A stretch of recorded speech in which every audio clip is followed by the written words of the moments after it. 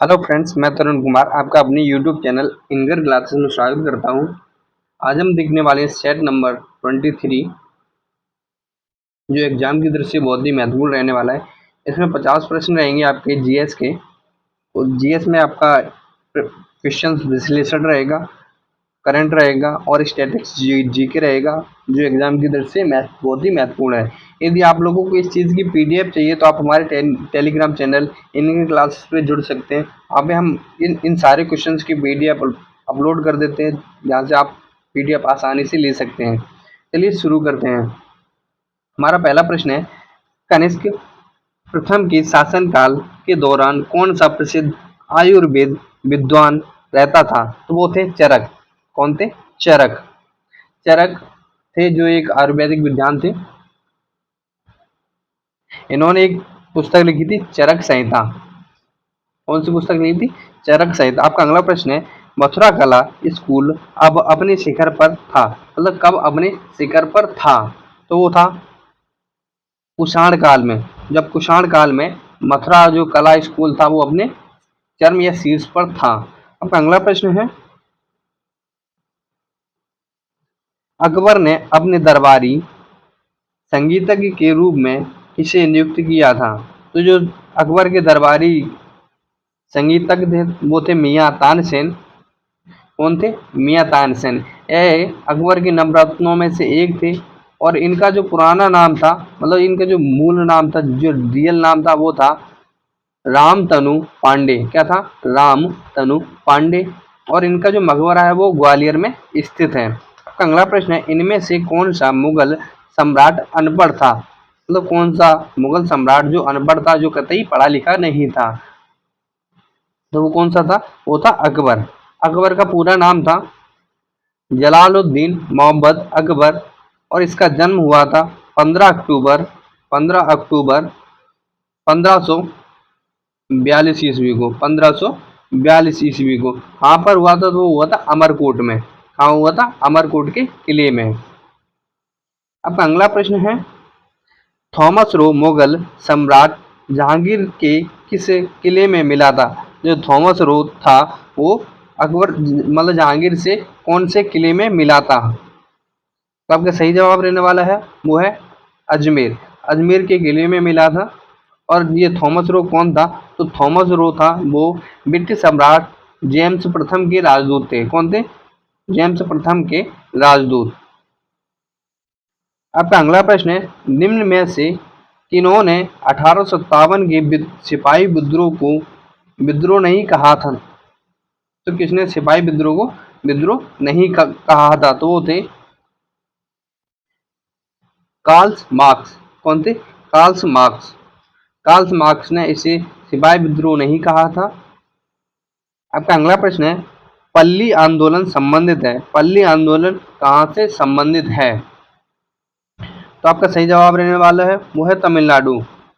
पल्ली आंदोलन, पल्ली एक जाति थी, लोगों की जाति थी जो तमिलनाडु में बिलोंग करती थी। पहले ये क्षत्रिय नहीं हुआ करते थे, लेकिन 1871 में इन्होंने स्वयं को क्षत्रिय के नाम घोषित कर दिया था। तो यह तमिलनाडु से संबंधित है। आपका अगला प्रश्न है, हंटर आयोग ने किसके विकास पर अधिक बल दिया था? जो हंटर आयोग आया था उसने किसके विकास पर सबसे ज्यादा बल दिया था? तो आपका सही जवाब है वो है प्राथमिक शिक्षा। प्राथमिक शिक्षा पर हंटर आयोग में बहुत बल दिया गया था। अगला प्रश्न है, राज्यसभा में मनोनीत सदस्यों की कुल संख्या कितनी होती है? तो वो होती है 12। 12 जो राज्यसभा में जो सदस्य होते हैं वो 12 सदस्य राष्ट्रपति द्वारा मनोनीत किए जाते हैं। इन बात करें वर्तमान में राज्यसभा में कुल सीटों की संख्या कितनी है? तो वो है 245। यदि कुल सीटों की संख्या पूछी जाए तो वो है 250। कितनी है? 250। अधिकतम संख्या 250 है। अगर वर्तमान में सीटों की संख्या पूछी जाए तो वो 245 है। आपका अगला प्रश्न है, उस भारतीय प्रधानमंत्री का क्या नाम है जिन्होंने संसद में यह घोषणा की थी कि वह मंडल आयोग की सिफारिशों को लागू करेंगे? इस घोषणा में भारत में देशव्यापी विरोध हो गया है। तो आपका सही जवाब रहने वाला वो है वीपी सिंह। कौन है? उस समय बीपी सिंह प्रधानमंत्री थे और जनता पार्टी की सरकार थी। किसकी थी? जनता पार्टी की सरकार थी। और इन्होंने इन्हीं के काला मतलब कि कार्यकाल में केंद्र सरकार ने अन्य पिछड़ा वर्ग था उसको आरक्षण देने की बात की थी। आपका अगला प्रश्न है, भारतीय संविधान का कौन सा अनुच्छेद यह कहता है कि प्रधानमंत्री की नियुक्ति राष्ट्रपति द्वारा की जाएगी? तो आपका सही जवाब रहने वाला है वो है आर्टिकल 75A। 75 में यह लिखा गया है कि राष्ट्रपति के द्वारा ही प्रधानमंत्री की नियुक्ति की जाएगी। आपका अगला प्रश्न है, सर्वोच्च न्यायालय के न्यायाधीश पद पर नियुक्ति के पात्र बनने के लिए किस जज को उच्च न्यायालय के न्यायाधीश के रूप में कितने वर्षों की सेवा में कार्यरत रहना अनिवार्य होता है?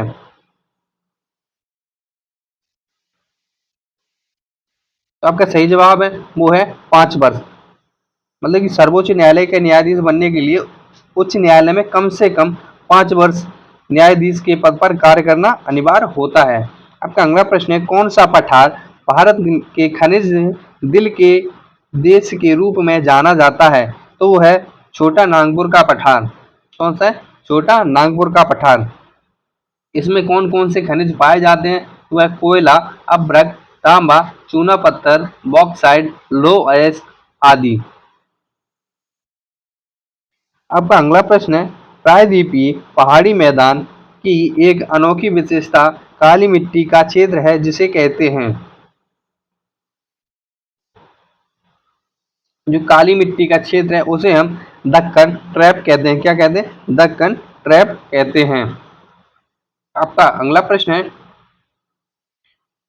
आंध्र प्रदेश का विजयवाड़ा शहर किस नदी के किनारे स्थित है? जो आंध्र प्रदेश का विजयवाड़ा शहर है यह कृष्णा नदी के किनारे स्थित है। किस नदी के किनारे स्थित है? कृष्णा नदी के किनारे। और जो कृष्णा नदी है वो महाबलेश्वर से निकलकर बंगाल की खाड़ी में गिरती है। और इसकी कुछ सहायक नदियां हैं, वो कौन कौन सी है तो वो पूछ लिया जाता है। वो है कोयना, मालप्रभा, भीमा, तुंगभद्रा, घाटप्रभा तथा मूसी। यह कृष्णा नदी की कुछ महत्वपूर्ण सहायक नदियां हैं जो एग्जाम में पूछ ली जाती हैं। आपका अगला प्रश्न है, समुद्री जल का औसतन खारापन कितना होना चाहिए या कितना होता है? तो आपका सही जवाब है वो है 3.5%।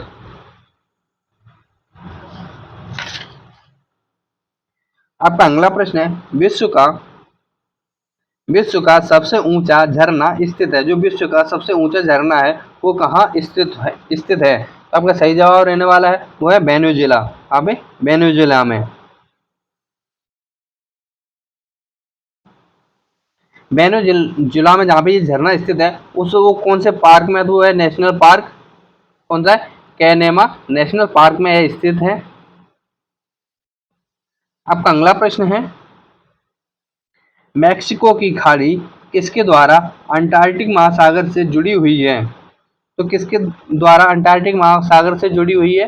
तो वो है फ्लोरिडा की संधि। किसकी? फ्लोरिडा की संधि। आपका अगला प्रश्न है, और जो फ्लोरिडा की संधि है ये किन दो देशों को आपस में मिलाती है? तो वो अमेरिका और क्यूबा को आपस में मिलाती है।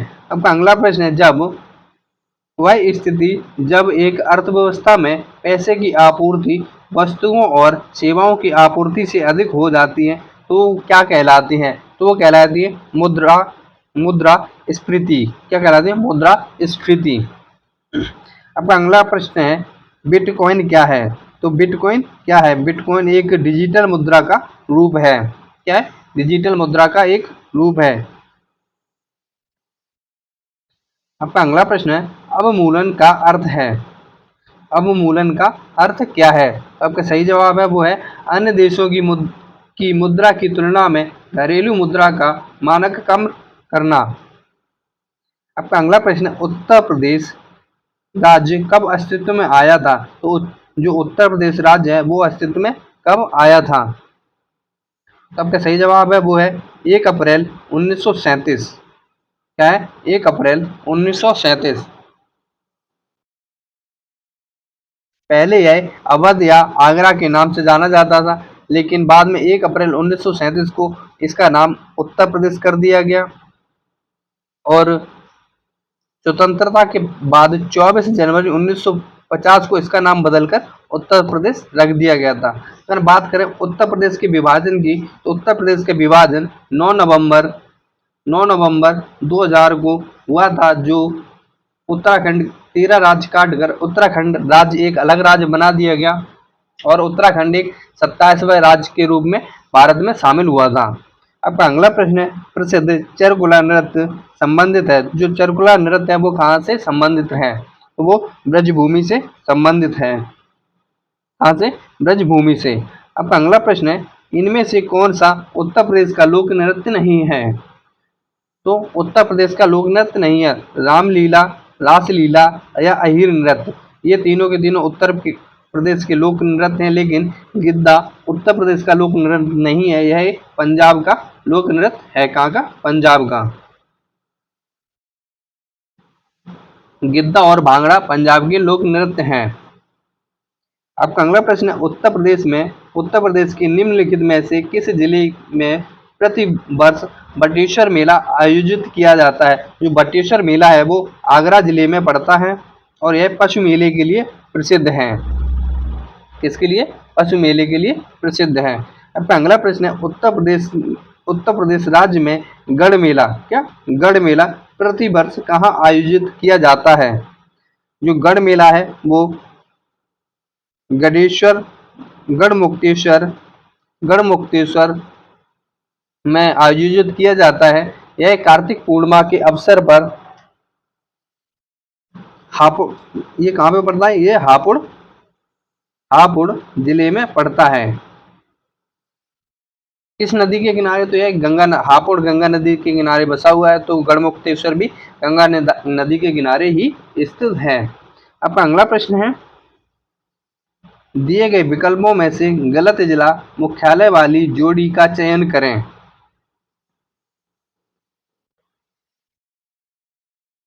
तो आपका सही जवाब होगा वो होगा कौशाम्बी वैशाली। क्या है? कौशाम्बी और वैशाली। इसका मुख्यालय, कौशाम्बी का मुख्यालय वैशाली नहीं है, तो इसका मुख्यालय कहाँ है? इसका मुख्यालय है मंझनपुर। क्या है? मंझनपुर। आपका अगला प्रश्न है, वर्ष 2011 की जनगणना के अनुसार उत्तर प्रदेश की जनसंख्या प्रतिशत कितने प्रतिशत वृद्धि दर रही है? तो वो रही है 20.23%। कितनी रही है? 20.23%। आपका अगला प्रश्न है, कैलिस्ट्रो, MT, एरियल और सेंचुरी विभिन्न प्रकार के हैं, तो यह क्या है? तो यह एक प्रकार के फॉन्ट हैं। इनका जो निजात हुआ था वो 1982 ईस्वी में रॉबिन निकोलस के द्वारा किया गया था। अगला प्रश्न है, इनमें से कौन सा इंटरनेट तक पहुंच प्रदान करता है? तो क्या है? वो है ISP। क्या है? ISP, internet service provider. जो ISP का फुल फॉर्म है वो है इंटरनेट सर्विस प्रोवाइडर। अब अगला प्रश्न है, निम्न में से कौन सा समूह एक्सेल के इंसर्ट टैब में मौजूद नहीं होता है? वो होता है प्रतीक। क्या होता है? प्रतीक।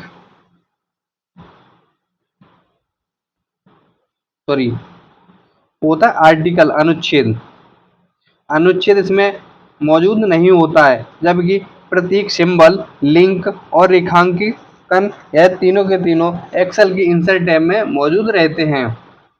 अब अगला प्रश्न है, अस्थायी रूप से संग्रहित डेटा के लिए उपयोग किया जाने वाला शब्द क्या है?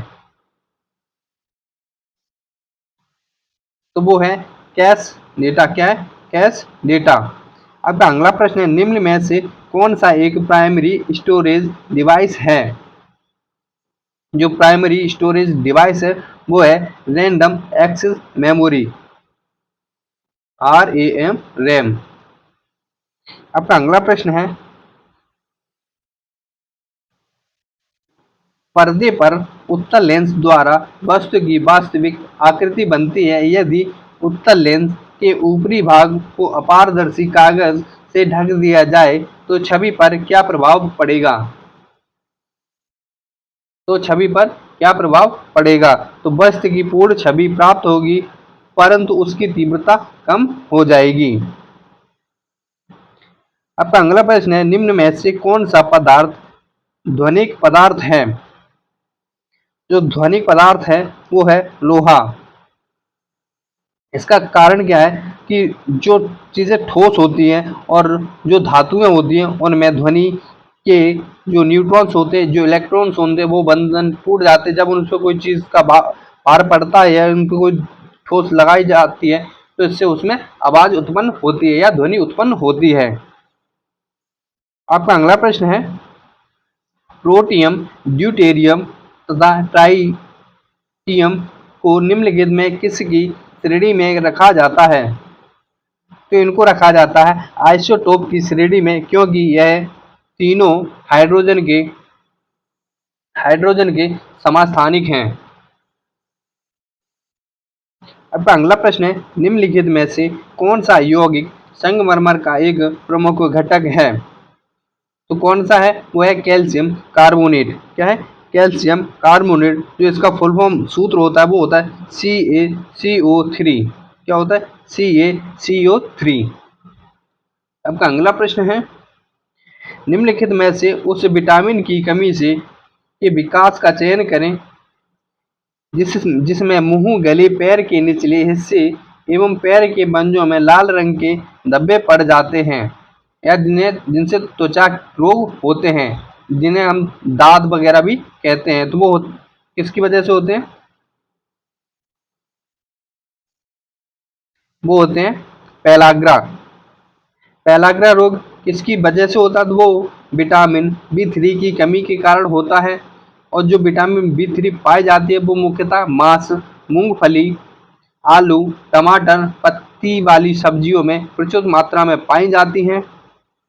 आपका अगला प्रश्न है, विटामिन B2 का रासायनिक नाम क्या है? तो जो B2 का रासायनिक नाम है वो है राइबोफ्लाविन। क्या है? राइबोफ्लाविन। अगर हम बात करें अन्य विटामिन के रासायनिक नामों की तो विटामिन ए को हम रेटिनॉल कहते हैं जबकि विटामिन B1 को थायमीन और विटामिन B3 को नियासिस और विटामिन B7 को बायोटीन और विटामिन B11 को फॉलिक अम्ल और जबकि विटामिन C को एसिटिक एसिड, विटामिन डी को कैल्सीफेरॉल और विटामिन ई को टोकोफेरॉल के नाम से जाना जाता है। आपका अगला प्रश्न है, महात्मा गांधी द्वारा भारतीय राष्ट्रीय कांग्रेस के कितने अधिवेशनों का शुभारंभ किया गया था या महात्मा गांधी ने राष्ट्रीय कांग्रेस के कितने अधिवेशन की अध्यक्षता की थी? तो वो की थी एक अधिवेशन की। तो वो कौन सा अधिवेशन था? वो बेलगाम अधिवेशन था। कौन सा था? बेलगांव अधिवेशन था और यह कब किया गया था? तो यह किया गया था 1924 ईस्वी में। आपका अगला प्रश्न है, प्रतिवर्ष अंतर्राष्ट्रीय महिला दिवस कब मनाया जाता है? तो जो महिला दिवस मनाया जाता है वो 8 मार्च को मनाया जाता है। 2022 की इसकी जो थीम रही है वो है एक सतत कल के लिए आज लैंगिक समानता। आपका अगला प्रश्न है, वर्ष 2021 का world games athlete of the year पुरस्कार किसे प्रदान किया गया है? तो वो किया गया PR श्रीजेश को। किसको? PR श्रीजेश को। आपका अगला प्रश्न है, जून 2022 में किसे राष्ट्रीय जांच एजेंसी NIA का नया प्रमुख नियुक्त किया गया है? तो वो किया गया है दिनकर गुप्ता को। किसको? दिनकर गुप्ता को। यह पंजाब के IPS अधिकारी थे। कौन थे? पंजाब के IPS अधिकारी थे। अब इन्हें NIA का नया प्रमुख नियुक्त कर दिया गया है। आपका अगला प्रश्न है, अप्रैल 2022 में भारत के पहले 99.999% शुद्ध हरित हाइड्रोजन पायलट संयंत्र की शुरुआत कहाँ की गई है? तो वो कहाँ की गई है? वो की गई है जोरहाट में। जोरहाट असम के अंदर इसकी शुरुआत की गई है। यह देश का पहला संयंत्र है और यह किसके द्वारा की गई है? तो वो इंडियन ऑयल लिमिटेड के द्वारा की गई है। आपका अगला प्रश्न है, उत्तर प्रदेश के किस शहर में स्किल इंडिया अंतर्राष्ट्रीय केंद्र की स्थापना की गई है? जो स्किल इंडिया अंतर्राष्ट्रीय केंद्र है, इसकी स्थापना उत्तर प्रदेश के वाराणसी शहर में की गई है। इसमें जो शामिल रहने वाले हैं वो है यूएई, कनाडा, ऑस्ट्रेलिया तथा खाड़ी देशों में रोजगार के लिए भारतीय युवाओं को प्रशिक्षण करना यह इसका मुख्य काम रहने वाला है। आपका अगला प्रश्न है, जून 2022 में कौन भारतीय प्रेस परिषद की पहली महिला अध्यक्ष बनी है? तो वो बनी है न्यायमूर्ति रंजना प्रकाश देसाई। कौन बनी है? न्यायमूर्ति रंजना प्रकाश देसाई। यह पहले पूर्व उच्च न्यायालय की मुख्य न्यायाधीश रह चुकी हैं। आपका अगला प्रश्न है, अप्रैल 2022 में पहला लता दीनानाथ मंगेशकर पुरस्कार किसे प्रदान किया गया है? वो किया गया नरेंद्र मोदी को। यह जो पुरस्कार है यह क्यों दिया जाता है? तो यह उन व्यक्तियों को दिया जाता है जिन्होंने अपना पूरा जीवन देशभक्ति और देश के विकास के लिए समर्पित किया हो, बिल्कुल निस्वार्थ भाव से। आपका अगला प्रश्न है, किस देश ने पुरुषों की बैडमिंटन टीम प्रतियोगिता थॉमस कप 2022 का खिताब जीता है? तो वो जीता है भारत ने। किसने जीता? भारत ने। इसको हराकर? तो इंडोनेशिया को हराकर यह खिताब जीता है। आपका अगला प्रश्न है, भारत में जैव विविधता की दृष्टि से संतृप्त क्षेत्र निम्न में से कौन सा है? तो आपका सही जवाब है वो है पश्चिमी घाट। पश्चिमी घाट जैव विविधता की दृष्टि से बहुत ही अलग है। आपका अगला प्रश्न, ओजोन परत संरक्षण दिवस कब मनाया जाता है? जो ओजोन परत संरक्षण दिवस है वो 16 सितंबर को मनाया जाता है। और इसकी शुरुआत कब की गई थी? तो इसकी शुरुआत वर्ष 1994 ईस्वी में इसकी शुरुआत की गई थी। संयुक्त राष्ट्र महासभा में इसकी घोषणा की गई थी। कौन से प्रोटोकॉल के कारण? वो मॉन्ट्रियल प्रोटोकॉल था।